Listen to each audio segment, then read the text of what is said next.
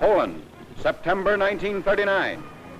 The German foe begins its ruthless march of conquest and sets the stage for World War II. Poland's 34 million inhabitants, crushed, scattered, and enslaved. Tens of thousands of square miles of territory shrink before the movement of lightning-armored columns. Poland and the world learn the meaning of a grim new word, blitzkrieg. Here is shown the initiation of that phase of modern warfare. These pictures of the preparation for attack and later the actual combat were all made by German frontline cameramen. Therefore, they stress Nazi superiority. Success is unimpeded as Hitler's divisions move against outnumbered Polish defenders. Later, on other world battlefronts, the Allies are to destroy the myth of the invincibility of the Nazi armies. But this is Hitler at the peak of his armed might, and the record of a nation overrun in just days is of military as well as historical importance.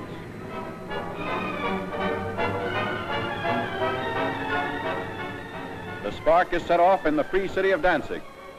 Nazi secret agents had long plotted the revolt against law and order. Germany called it liberation. The world knew that Danzig represented the ignition of the European powder keg, the excuse for Hitler's hordes to begin their destructive campaign of conquest. Here is the historic last stand of Danzig's loyal defenders. They're entrenched in the city's post office and under repeated fire of Nazi-trained militiamen.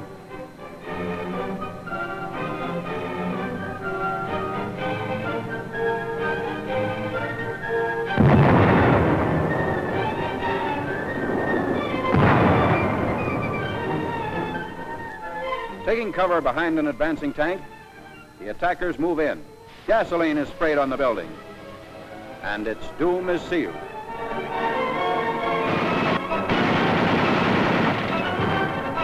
On September 1st, Danzig is incorporated into the Reich, and all Europe is aflame. World War II is a reality. Nazi regulars move up. The Germans brazenly call it counterattack with pursuit. The civilized world knows it as the unleashing of unheard-of military might.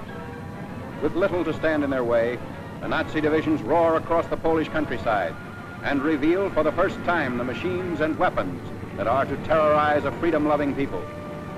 Military observers see the Nazi lightning warfare as setting the style for modern battle. Only a well-devised counterblitz can stem the flanking and pincer movements of the wily Germans. The motorcycles bring up machine gunners for the opening of the attack.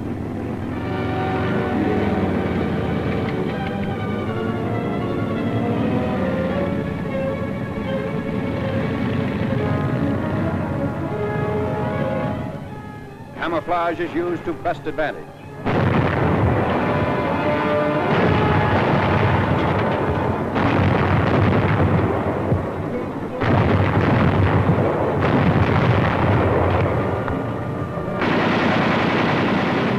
Tanks speed the advance as a Polish town is about to fall.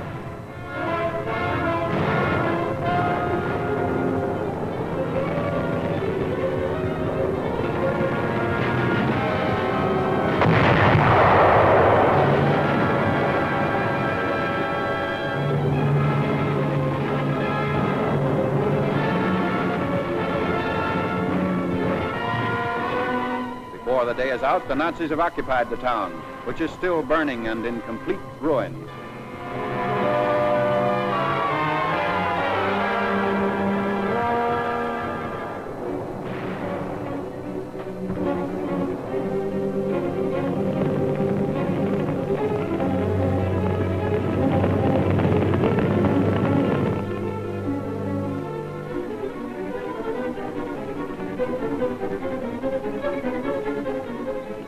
Wrecked equipment testifies to the Polish rout.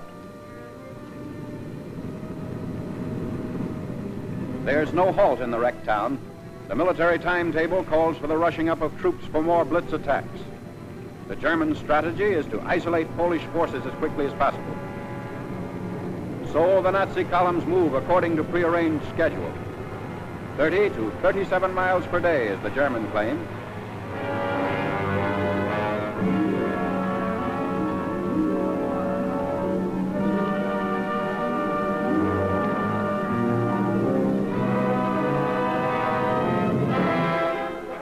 A strategic bridge across the Vistula River has been blown up by retreating Polish soldiers. But in their haste, they were unable to ensure its complete destruction. The enemy will be delayed, but temporary repair is not impossible for skilled mechanics to accomplish in fast time.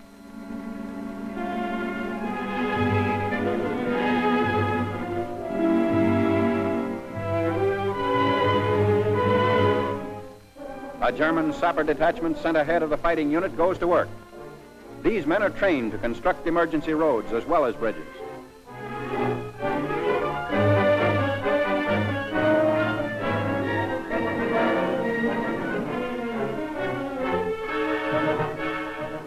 The hastily constructed span is quickly put to use by the advancing Nazis.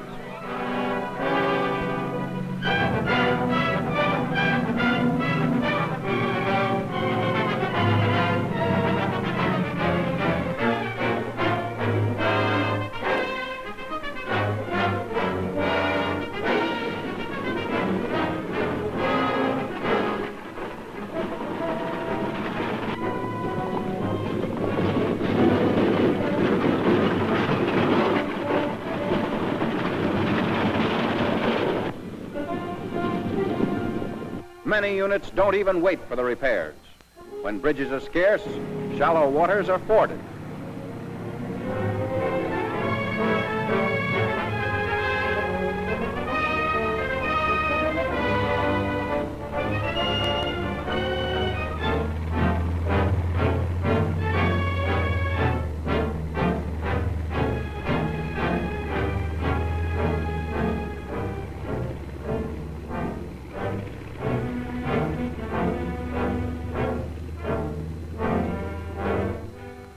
The blitz-minded German generals even defy fatigue. Long lines of tired troops are kept moving against the Poles. The operation is based on the principle that contact once made should never be lost. Naps are snatched on the move.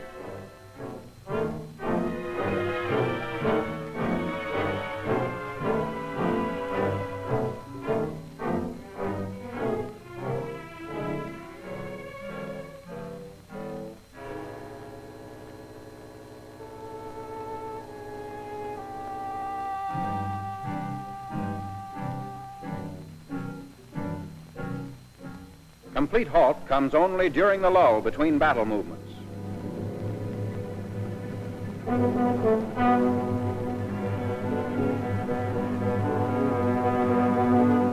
At all times, weapons are kept clean and ready for instant use.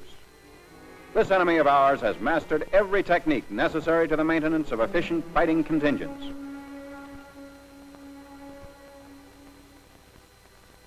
The Polish harbor of Gdynia. For the defense of this vital seaport, the Poles have sunk ships to block the entrance of German warships.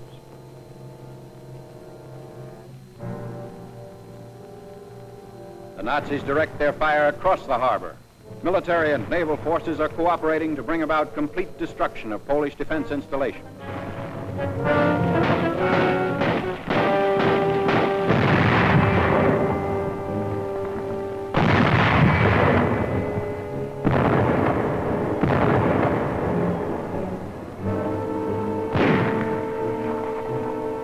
After a thorough bombardment, the outnumbered garrison of Gdynia surrenders.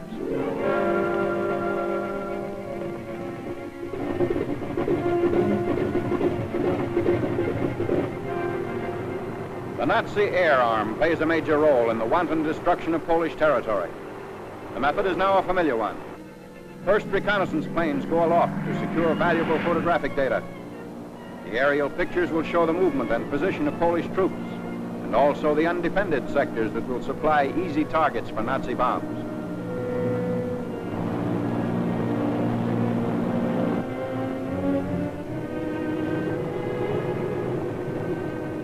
Immediately on landing, the valuable pictures are rushed to the field developing unit. Germans have stated that information thus revealed has formed the base for much of their decisive military operations in Poland. This photograph reveals a truck convoy, closely bunched at a crossroad. If proper distance and interval had been kept between vehicles, they would not be the target shown here.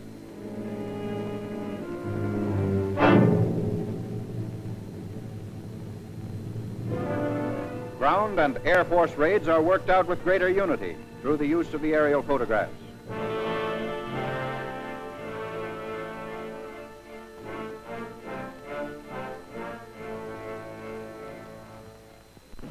Now the preparation for attack by German fighter planes and bombers.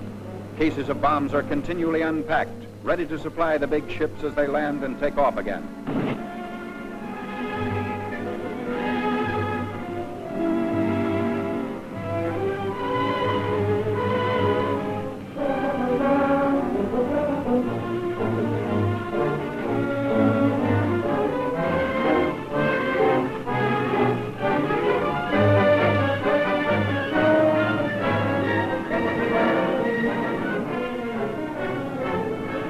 Wave after wave of destructive aircraft leaves the field. They are assigned to swarm ahead of the land armies and destroy complete fortifications, batteries, marching troops, railway junctions, and important highway links.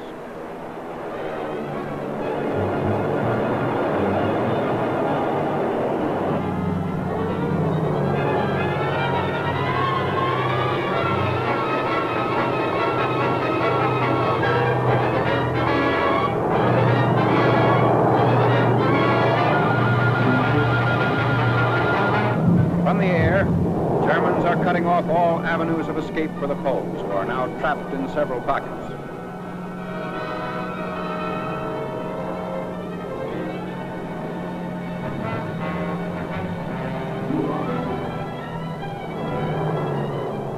A Stuka dive bomber attacks an important railway junction. He swoops down thousands of feet before releasing his bombs.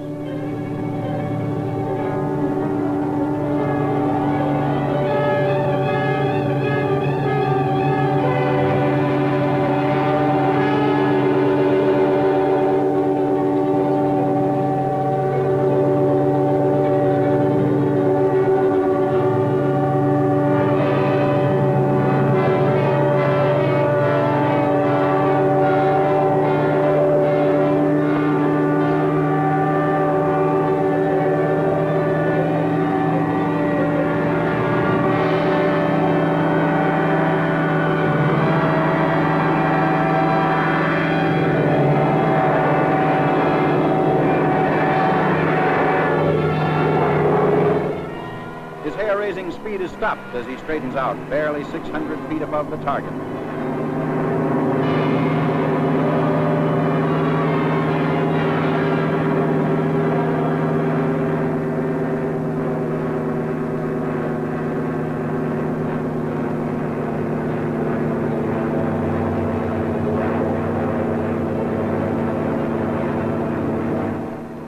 The Polish anti-aircraft fire is not sufficient to hold off this winged enemy. An awful panorama of ruin spreads out below. Bridges and communications have been destroyed. The railroad at this point has been rendered useless.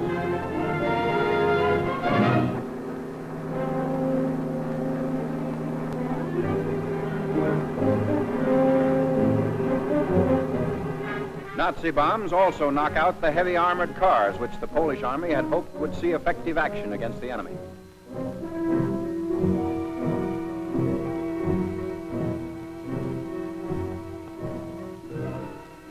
The siege of Warsaw. The big attack begins 31 miles outside the capital. Shells are dropped into Warsaw without let-up as day by day the Nazis forge a tighter ring of steel around the almost helpless city.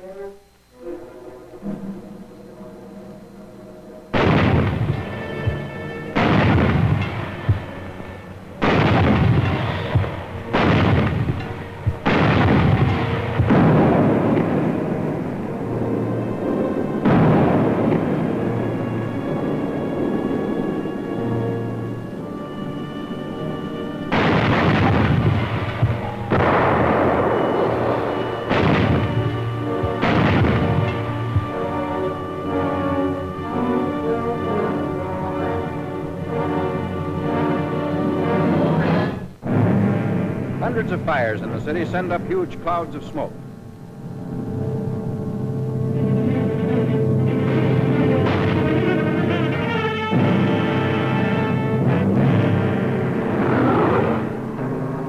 Warsaw is lost. The vicious Nazi attack has left the city in ruins. The Blitzkrieg has won the first round. In less than 30 days, Poland has fallen. Warsaw's final surrender comes on September 27th.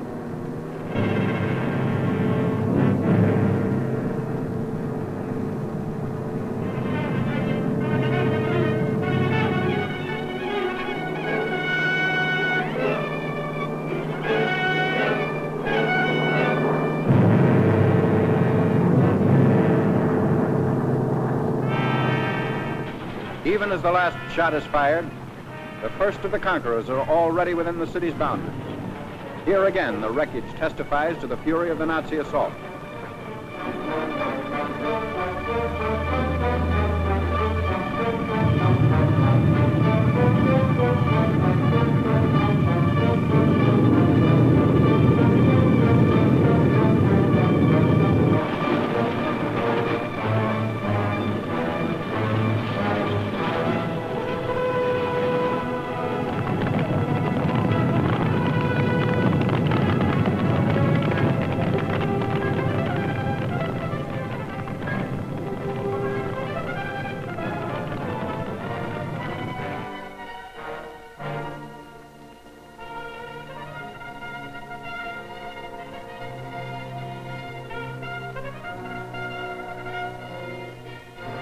The occupation of Warsaw by the enemy is now complete. The Poles have fought bravely against this foe, but were overwhelmed by the sheer superiority of numbers and fighting equipment.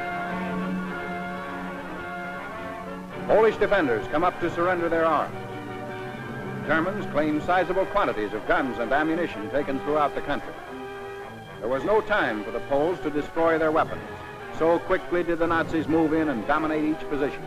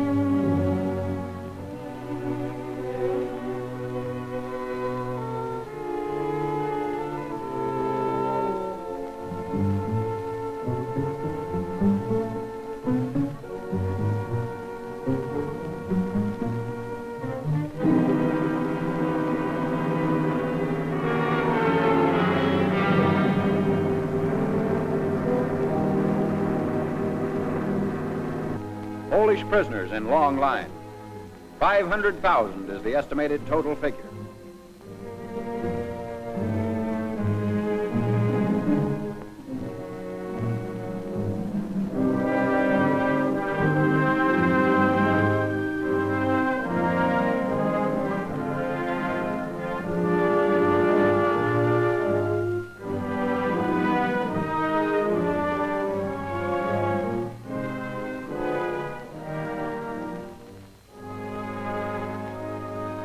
This was the challenge of conquest Hitler hurled at the universe.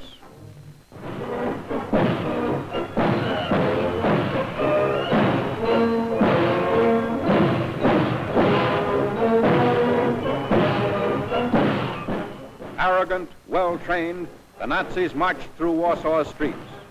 The world was permitted to view this display of military pomp and expected to bow before Germany's might. But the events of years following Poland's setback were to tell another story. The Allies are fighting to prove that these goose-stepping legions are not supermen, that the events of September 1939 shall never happen again.